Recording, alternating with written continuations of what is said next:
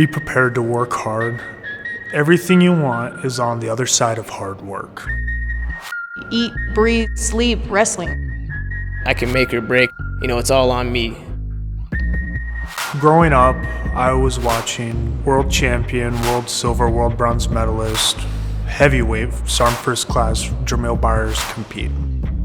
You'd see Jermil Byers, U.S. Army, Jermil Byers, WCAP. And I just wondered, the Army has a wrestling team? So I was training at the Olympic Training Center. I moved out there when I was 17. And the female Army athletes, they came and trained with us constantly. And they kind of took me under their wing. It felt natural. I wanted to join.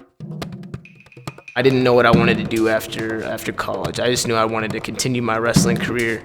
I seen that the Army was, had the best guys in the nation at my weight competing and making the Olympic team, the national teams, and so I wanted to be around greatness and continue my career. The Army National Guard allowed me to do that.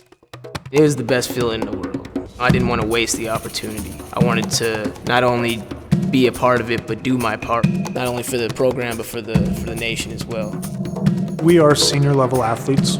We are chasing Olympic and world gold. That is the big thing about WCAP. When we go out and compete, we are looking for the best of the best. We want to wrestle the world champions. We want to wrestle the medalists.